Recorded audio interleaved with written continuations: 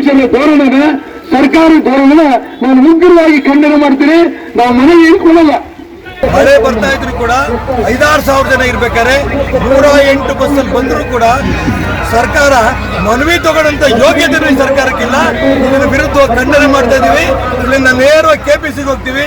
KPC ಅಧಿಕಾರಿಗಳ ಮುಂದೆ ನಾವು ಮತ್ತೆ ಮನವಿ ಕೊಡಕ್ಕೆ ಪ್ರಯತ್ನ ಮಾಡ್ತೀವಿ. ಶರಾವತಿ ಪಂಪ್ ಸ್ಟೋರೇಜ್ ಯೋಜನೆ ಕೈಬಿಡುವಂತೆ ಒತ್ತಾಯಿಸಿ ಭಾನುವಾರ ಶಿವಮೊಗ್ಗದ ರಾಷ್ಟ್ರಭಕ್ತರ ಬಳಗ, ಪರಿಸರ ಬಳಗ ಹಾಗೂ ಜಿಲ್ಲಾ ರೈತ ಸಂಘದ ಆಶ್ರಯದಲ್ಲಿ ಸಾಗರದ ಪೊಲೀಸ್ ಸ್ಟೇಷನ್ ವೃತ್ತದಲ್ಲಿ ಬೃಹತ್ ಪ್ರತಿಭಟನೆ ನಡೆಸಲಾಯಿತು. ಸುರಿಯುವ ಮಳೆಯ ನಡುವೆಯೂ 3,000ಕ್ಕೂ ಹೆಚ್ಚು ಜನರು ಪಂಪ್ ಸ್ಟೋರೇಜ್ ಯೋಜನೆ ಕೈಬಿಡುವಂತೆ ಆಗ್ರಹಿಸಿ ಉಪವಿಭಾಗಾಧಿಕಾರಿಗಳ ಮೂಲಕ ಸರ್ಕಾರಕ್ಕೆ ಮನವಿ ಸಲ್ಲಿಸಿದರು.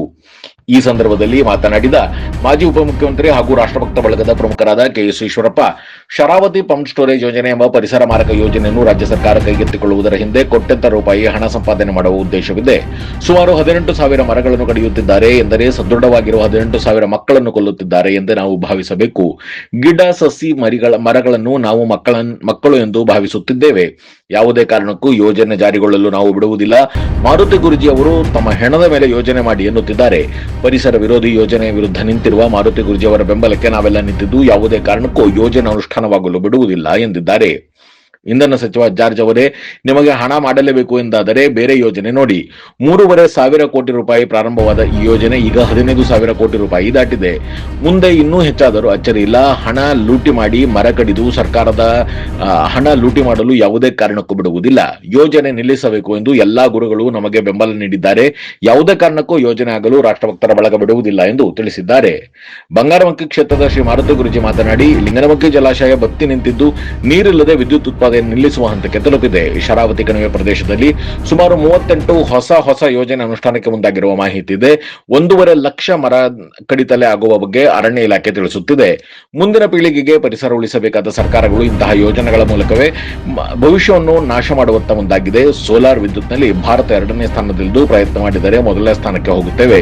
ಅದನ್ನು ಬಿಟ್ಟು ಪರಿಸರ ನಾಶ ಮಾಡುವ ಪಂಪ್ಡ್ ಸ್ಟೋರೇಜ್ ಯೋಜನೆಯಂತಹ ಯೋಜನೆಗಳನ್ನು ಸರ್ಕಾರ ಕೈಬಿಡಬೇಕು.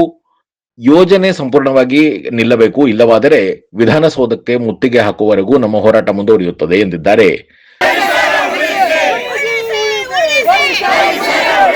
ವಿಷಯಕ್ಕೆ ಬರುವ, ಯಾಕಂದ್ರೆ ಎಲ್ಲರೂ ಸಹ ಮಳೆಯಲ್ಲಿ ನಿಲ್ತಾ ಇದ್ದೀರಿ.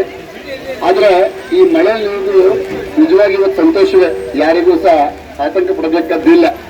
ಯಾಕಂದ್ರೆ ಈ ಮಳೆ ಕಡಿಮೆ ಪ್ರಮಾಣ ಆಗಿದೆ. ಈ ವರ್ಷ ಇವತ್ತಿನ ಒಂದು ಪತ್ರಿಕೆಯಲ್ಲಿ ಒಂದು ಹೇಳಿಕೆ ಬಂದಿದೆ. ಲಿಂಗನಮಕ್ಕಿ ಡ್ಯಾಮ್ಗೆ 15 ಟಿಎಂಸಿ ವಿಚಾರ ಮಾಡ್ಕೊಳ್ಳಿ.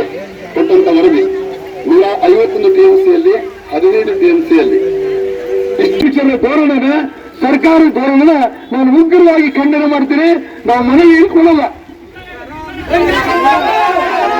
ಎಲ್ಲ Sharavati pump storage project ಹಾಕ್ಬಿಡ್ದು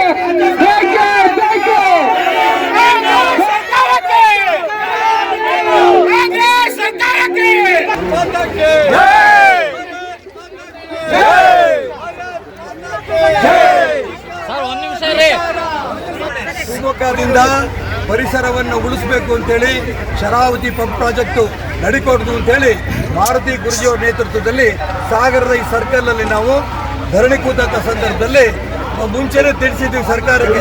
assistant commissioner ಬಂದು ಇಲ್ಲಿ ಮನವಿ ಸ್ವೀಕಾರ ಮಾಡ್ತೀನಿ ಅಂತ ಹೇಳಿದ್ರು. ಮಳೆ ಬರ್ತಾ ಇದ್ರು ಕೂಡ 5-6 ಸಾವಿರ ಜನ ಇರ್ಬೇಕಾದ್ರೆ 108 ಬಸ್ಸಲ್ಲಿ ಬಂದರೂ ಕೂಡ ಸರ್ಕಾರ ಮನವಿ ತಗೊಂಡಂತ ಯೋಗ್ಯತೆ ಸರ್ಕಾರಕ್ಕಿಲ್ಲ. ಇದರ ವಿರುದ್ಧ ಖಂಡನೆ ಮಾಡ್ತಾ ಇದೀವಿ. ಇಲ್ಲಿಂದ ನೇರವಾಗಿ ಕೆಪಿಸಿಗೆ ಹೋಗ್ತೀವಿ.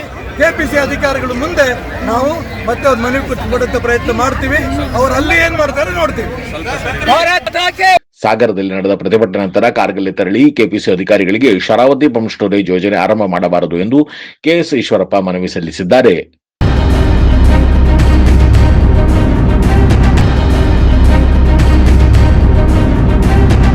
ಒಂದು ಸಣ್ಣ ಬ್ರೇಕ್ ನಂತರ ಪತ್ರಿಕಾಗೋಷ್ಠಿಯಲ್ಲಿ ಕೆಎಸ್ ಈಶ್ವರಪ್ಪ ಏನು ಹೇಳಿದ್ರು ಕೇಳೋಣ ಬನ್ನಿ.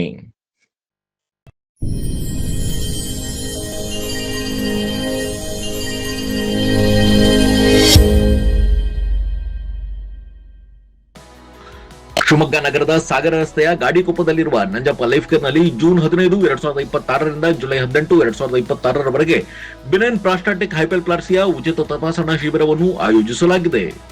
ಸೋಮವಾರದಿಂದ ಶನಿವಾರದವರೆಗೆ ಪ್ರತಿದಿನ ಬೆಳಗ್ಗೆ 10:30ರಿಂದ ಸಂಜೆ 3:30ರವರೆಗೆ ಈ ಶಿಬಿರ ನಡೆಯಲಿದೆ. 60 ವರ್ಷ ಮೇಲ್ಪಟ್ಟ ಹಿರಿಯರಲ್ಲಿ ಹೆಚ್ಚಾಗಿ ಕಂಡುಬರುವ ಪ್ರಾಸ್ಟೇಟ್ ಗ್ರಂಥಿ ಹಿಗ್ಗುವಿಕೆ ಸಮಸ್ಯೆಗೆ ಪ್ರಖ್ಯಾತ interventional radiologist doctor Nishita SH ಅವರು ಈ ಶಿಬಿರದಲ್ಲಿ ಉಚಿತ ಸಮಾಲೋಚನೆಯನ್ನು ನಡೆಸಲಿದ್ದಾರೆ. ಪದೇ ಪದೇ ಮೂತ್ರ ವಿಸರ್ಜನೆ, ಮೂತ್ರದ ವೇಳೆ ಉರಿ, ಮೂತ್ರದಲ್ಲಿ ರಕ್ತ ಹಾಗೂ ಕೆಳಹೊಟ್ಟ ನೋವಿನಂತಹ ಲಕ್ಷಣಗಳಿರುವವರು ಈ ಶಿಬಿರದ ಸದುಪಯೋಗವನ್ನು ಪಡೆದುಕೊಳ್ಳಬಹುದು.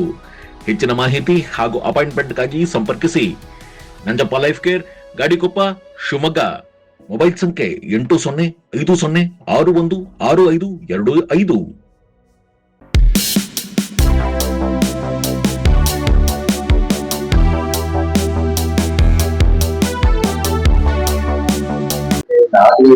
ತೊಂದರೆ ಆಗಲಿ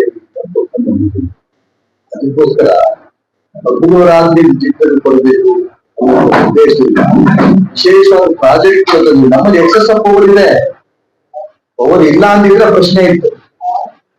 ದುಡ್ಡು ಮಾಡಕ್ಕೋಸ್ಕರ ಒಂದು ಪ್ರಾಜೆಕ್ಟ್ ಮಾಡ್ಬೇಕಾ? ಈ ಪ್ರಶ್ನೆ ನಾನು ಜಾಸ್ತಿ ಕೇಳಕ್ ಇಷ್ಟಪಡ್ತೇನೆ. ಈ ಬೇಕಾದಷ್ಟು ಮಾಡೋದಕ್ಕೆ ದುಡ್ಡು ಮಾಡೋದು ಸ್ಕೀಮ್ಗಳಿದಾವೆ, ಅಲ್ಲಿ ಮಾಡ್ಕೊಳ್ಳಿ. ನಿಮ್ ನಾಳೆ ಬೆಳಿಗ್ಗೆ ನಿಮ್ ಮನೆ ಮಗುಗೆ ಕುಡಿಯೋ ನೀರಿಲ್ಲ ಅಂದ್ರೆ ಏನ್ ಮಾಡ್ತೀರಿ? ಈ ಮರಗಳನ್ನ ಕಟ್ ಮಾಡ್ಕೊಂತ ಹೋದ್ರೆ, ಪರಿಸರ ನಾಶ ಮಾಡಿದ್ರೆ, ಪಶ್ಚಿಮ ಘಟ್ಟ ಸಂಪೂರ್ಣ ನಾಶ ಮಾಡಿದ್ರೆ ಮಕ್ಕಳಿಗೆ ತೊಂದರೆ ಆಗುತ್ತೆ, ಗಾಳಿ ಸಿಗಲ್ಲ. ಅದಕ್ಕೋಸ್ಕರ ನಾನು ಹೇಳ್ತಾ ಇರೋದು, ಎಲ್ಲದಕ್ಕೂ ಕೂಡ ಕರ್ನಾಟಕ ರಾಜ್ಯದಲ್ಲಿ ಕೊರತೆ ಯಾವುದಕ್ಕೂ ಇಲ್ಲ. ಅದಕ್ಕೆ ನಾನು ರಿಕ್ವೆಸ್ಟ್ ಮಾಡ್ಕೊಂಡಿದ್ದವರಿಗೆ, ನಾನು ನಮ್ಮ ಅರವಿಂದ್ ಪಾಟೀಲ್ ಅವರು ನೇರವಾಗಿ ಉಗ್ರ ಹೋರಾಟಕ್ಕೆ ಕಾರ್ಯ ಕೊಟ್ಟಿದ್ದೀನಿ. ನಾನು ಇನ್ನು ಅದಕ್ಕೆ ಹೋಗಿಲ್ಲ. ನಾನು ಜಾರ್ಜ್ ಅವ್ರಿಗೆ ಮನವಿ ಮಾಡ್ತಾ ಇದ್ದೆ. ಒಂದಿಷ್ಟು ಜನ ಪರಿಸರವಾದಿಗಳು, ಒಂದಿಷ್ಟು ಜನ ಸಾಧು ಸಂತರು, ಒಂದಿಷ್ಟು ಜನ ಸಂಘ ಸಂಸ್ಥೆಗಳು, ಒಂದಿಷ್ಟು ಜನ ನಾಗರಿಕರು, ಇವ್ರನ್ನ ಸಭೆ ಕರೀಲಿ. ಈಗ ಜಿಲ್ಲಾ ಉಸ್ತುವಾರಿ ಸಚಿವರಿದ್ದೀರಿ, ಇಲ್ಲಿ ಬರಲೇಬೇಕು. ಹಾಗಾಗಿ ನಮ್ಮ ಪ್ರಶ್ನೆ ಏನಂದ್ರೆ ಸರ್, ಈ ಪೀಕ್ ಅವರ್ ಅಂತ ಹೇಳ್ತಾರೆ. ಆಕ್ಚುಲಿ ರೈತರು ರಾತ್ರಿ ನಮಗೆ ಬೇಡ ಹಗಲು ಕೊಡಿ ಅಂತ ಕೇಳ್ತಾರೆ, ಕಾರ್ಖಾನೆಯವರು ಹಗಲು ಕೊಡಿ ಅಂತ ಕೇಳ್ತಾರೆ. ಆದ್ರೆ ಇವ್ರು ಬೇಕಂತ ಅವ್ರಿಗೆ ರಾತ್ರಿ ಕೊಟ್ಟು ಈ ಹಗಲು ಪೀಕ್ ಅವರ್, ರಾತ್ರಿ ಪೀಕ್ ಅವರ್ ಅಡ್ಡಿಲ್ಲ ಅಂತ ಹೇಳಿದ್ರು. ಇದು ನಿರ್ವಹಣೆಯ ವೈಫಲ್ಯ ಅಲ್ವಾ? ಅದಕ್ಕೋಸ್ಕರನೇ ನಿರಂತರ ಜ್ಯೋತಿ ಯೋಜನೆ ಬಂದಿರೋದೇ ಅದಕ್ಕೆ. 24 ಅವರ್ಸ್ ನಿರಂತರ ಜ್ಯೋತಿ ನಾವು ತಂದಿ, ನಾನೇ ಮಂತ್ರಿಯಾಗಿದ್ದಂತ ಸಂದರ್ಭದಲ್ಲಿ ನಿರಂತರ ಜ್ಯೋತಿ ಯೋಜನೆ ಜಾರಿ ತಂದಿತ್ತು. 24 ಗಂಟೆ ಪವರ್ ಯಾರಿಗೆ? ಕೈಗಾರಿಕೆ ರೈತರಿಗೆ, ನಾಗರಿಕರಿಗೆ, ಎಲ್ಲರೂ ಅಷ್ಟು ಪವರ್ ನಂಬರ್ ಇದೆ. ಈಗಾಗಿಲ್ಲ ಸರ್, 3 ಫೇಸ್ ಕೊಡೋದು, ನೈಟ್ ಮಾತ್ರ ಕೊಡ್ತೀವಿ ಅಂತ ಹೇಳ್ತಿಲ್ಲ. ಅಡ್ಮಿನಿಸ್ಟ್ರೇಷನ್ ವೈಫಲ್ಯ. ಬಿಗಿಯಾಗಿ ಕುತ್ಕೊಂಡ್ರೆ KJ ಜಾರ್ದವರು ವಿದ್ಯುತ್ ಮಂತ್ರಿ ನಾನು ಅನ್ನೋ ಜವಾಬ್ದಾರಿ ಬರೀ ರಾಜಕಾರಣ ಮಾಡ್ಕೊಂಡು ಕೂತ್ಕೊಂಡ್ರೆ ನಾವೇನ್ ಮಾಡಕ್ಕಾಗಲ್ಲ. ಈ ಬಾಕಿ ಅನ್ನೋಲ್ಲ, ಪ್ರಿಯಾಂಕಾ ಖರ್ಗೆ RSS ಈ ರಾಜಕಾರಣ ಮಾಡ್ಕೊಂಡು ಭೂಮಿ ಆಗೋದಲ್ಲ. ಎನರ್ಜಿ ಮಿನಿಸ್ಟ್ರಿಗೆ ನಾನು ರೈತರಿಗೆ ನ್ಯಾಯ ಕೊಡ್ತೀನಿ, ಕೈಗಾರಿಕೋದ್ಯಮಿಗಳಿಗೆ ನ್ಯಾಯ ಕೊಡ್ತೀನಿ, ಪರಿಸರಕ್ಕೆ ಯಾವುದೇ ಕಾರಣಕ್ಕೂ ನಾಶ ಆಗಕ್ಕೆ ಬಿಡಲ್ಲ. ಈ ತೀರ್ಮಾನ ತಗೊಂಡು ಕೂತ್ಕೊಂಡ್ರೆ ಈ ಪರಿಸರ ಅಧ್ಯಯನ ಮಾಡಿರಲ್ಲ ಜನ, ಅವರೇ ನಿಮ್ಗೆ ಸಲಹೆ ಕೊಡ್ತಾರೆ. ಎಕ್ಸ್ಪರ್ಟ್ಸ್ ಇದ್ದಾರೆ. ಹೋರಾಟಕ್ಕೋಸ್ಕರ ಹೋರಾಟ ಅಲ್ಲ, ಜನಗಳಿಗೆ ಅನುಕೂಲ ಆಗೋದಕ್ಕೋಸ್ಕರ ಹೋರಾಟ.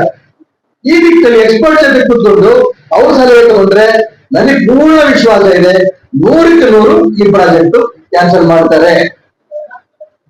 ಈಗ ಅಕಸ್ಮಾತ್ ಲಾಭ ಆಗತ್ತೆ, ಕೇಂದ್ರ ಸರ್ಕಾರದ ಬರ್ತಿರುವಂತ ಯೋಜನೆಗಳಿದೆಯಲ್ಲ, ಕಮಿಟಿಗಳಿದೆಯಲ್ಲ, ಒಬ್ಬರಾಗಿ ಪರವಾಗಿ ಕೊಡ್ಬೇಕಿದ್ದಾರೆ.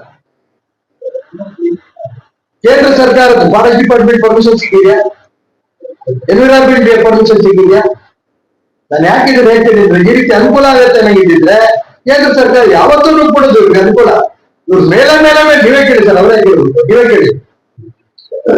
ಇದು